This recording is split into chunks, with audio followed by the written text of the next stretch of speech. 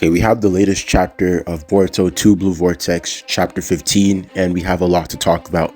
So let's get right into the video. So the video starts off with Gaara in the Sand Village fighting against Matsuri and some of her claw grinds, and we see that Gaara has already been heavily injured, and he's out also using his sand jutsu to keep Shinki and his friends safe, because they have been, attacked by Matsuri, basically left for dead. But Gaara is doing everything he can to protect the kids.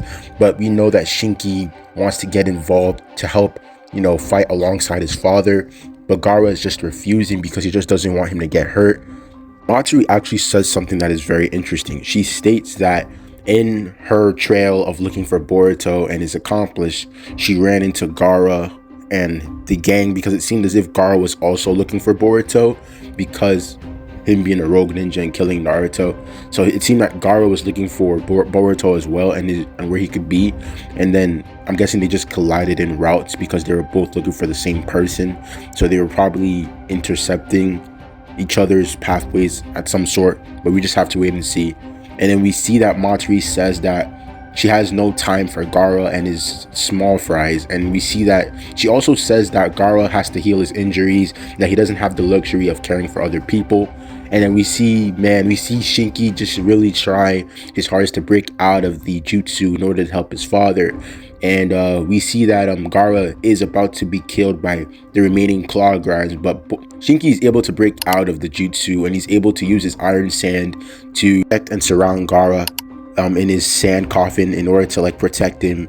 And then we see Shinki, and he sacrifices himself by doing this because he's actually bitten by the claw grind, turning him into the tree, starting the whole tree modification process. And then we see that Matsuri she says something pretty interesting.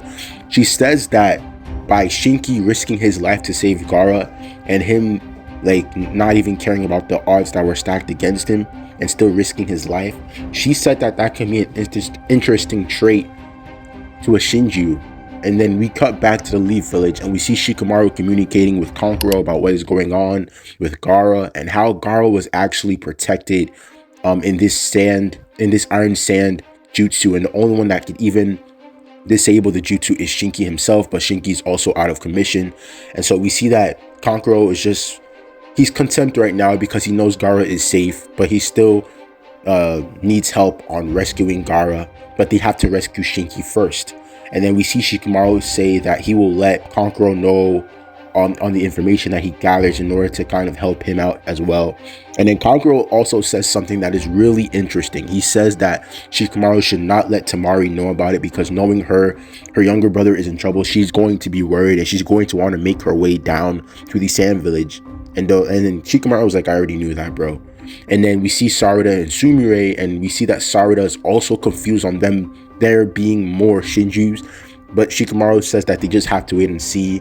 And he orders both Sarada and Sumire to tell him anything that Boruto may tell them if Boruto communicates with them again. And then we see one of Kashin Koji's toads behind the counter or behind the desk of Shikamaru, seeing as if Shikamaru is keeping the toad a secret so he can be getting intel from the toad itself.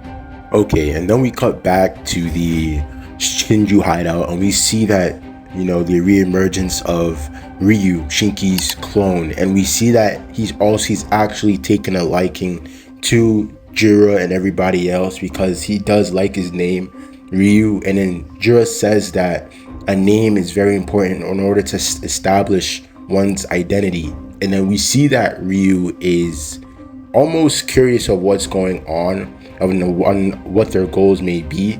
And then we see that Ryu is able to sense somebody who is within their hideout, and he's able to use his iron sand to almost capture and get Code, who was hiding inside of the cube. And it just speaks to Ryu's sensory abilities, and how even Jura wasn't able to sense him. So for Ryu to sense him is an absolutely insane feat. And then we see that Code is here, and he's telling them to let go of him. And we see that Jura isn't even trying to fight this guy, and we just see Jura is confused and almost shocked on why Code could be here.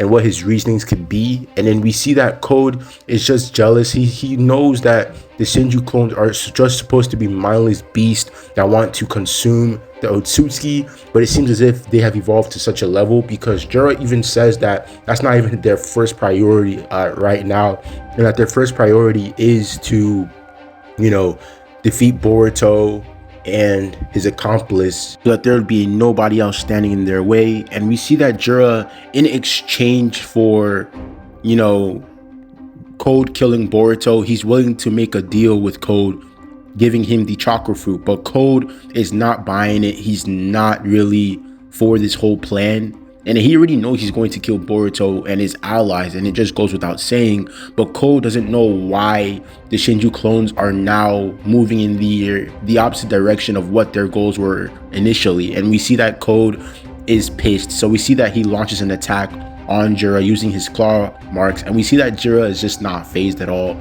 and he uses his Biju bomb at point blank to blast off Code's hand. And yeah, man, Code is just, he's not on their level, bro. The Shinju clones are just leagues above Code, man. Code just stays getting disrespected in 2 Blue Vortex. It's absolutely insane. And then we see that Jura is now kind of asserting dominance on Code, telling Code that he's willing to give him a task. Like I mentioned before, Code has to be the one to kill Boruto and his allies, and Jura has no problem with fulfilling his end of the bargain by giving him the chakra fruit. And then Code is just running away as usual, saying that he will have the last laugh. And then after that, we see Ryu, and Ryu just hates Code already just by his presence alone, and he wants to kill him, but Jura tells him to focus on the more important detail, which is who he wants to devour, or who his target may be. And then we see that Ryu says that his target is actually Gaara, because it doesn't make a lot of sense, because Shinki's high emotions were towards Gaara before he was turned into a tree, so it makes sense that Gaara would be his target, you know what I'm saying? And then we cut back to the leaf, and we see both Kawaki and Boruto, and it seems like Boruto is sitting on the head of Naruto's Hokage monument, and we see that Kawaki isn't even trying to fight Boruto right now, and it seemed as if Boruto called Kawaki, or it seemed as if he knew Kawaki would, you know, trace him and tail him, so that's why he kind of didn't, you know, hide his chakra signatures, because we know he can do that easily, but I'm guessing he wanted Kawaki to follow him. And we see that they're communicating, and Kawaki is really confused, and he's wondering why Boruto, you know, why he didn't rat Kawaki out on Kawaki being in charge and responsible for everything that's going on. But Boruto, it's bigger than that. Boruto doesn't really care about that right now, that his main priority is defeating the Shinju clones. And he's saying that at Kawaki's power level right now, he is in no way like on par or on the level of even fighting against them. Obviously so, because Kawaki's just been getting beaten around this entire manga, so it makes sense that Kawaki is just leagues below them in power. And so Boruto actually proposes a deal with Kawaki, saying that he has a way of him making him grow stronger, and this is probably from Kashin Koji's 10 Directions Shinjutsu, and how he knows the power Kawaki has the potential to obtain.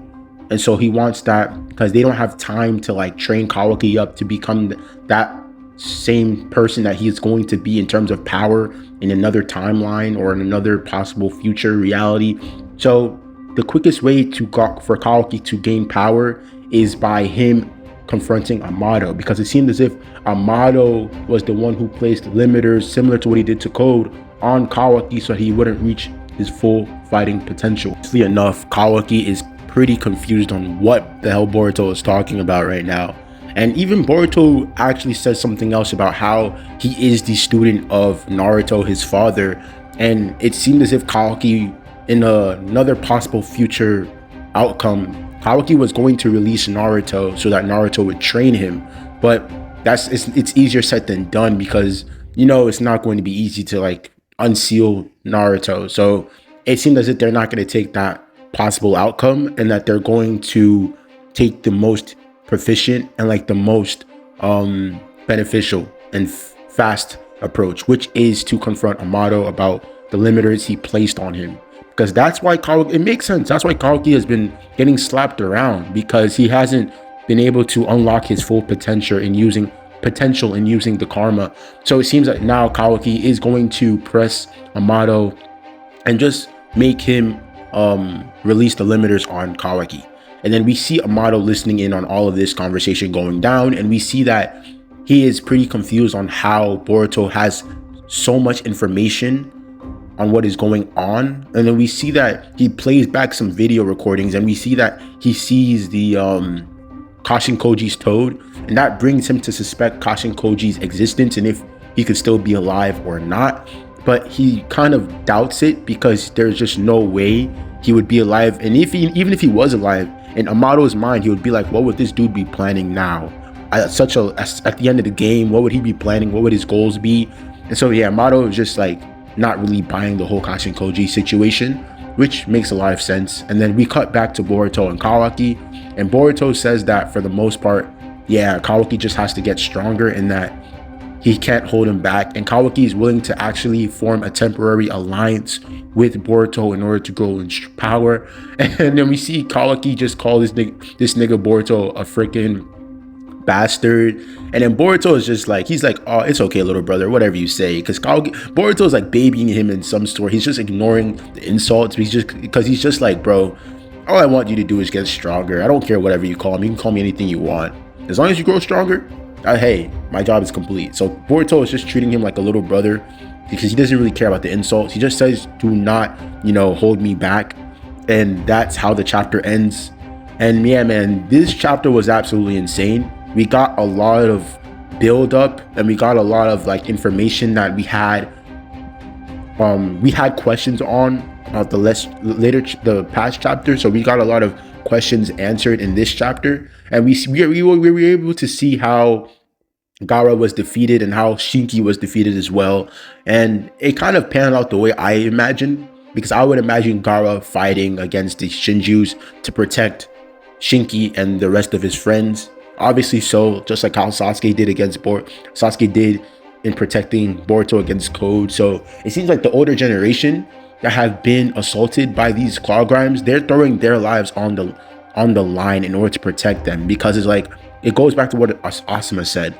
The king is not the Hokage or the Kages, but it is the new generation that will lead the future of the village. So they're protecting the new generation, because it's like a common trend.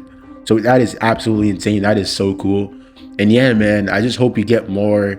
We gotta wait and see for the full chapter release to come out, so we get more exposition and more information. But so far, the information that we have is just absolutely insane.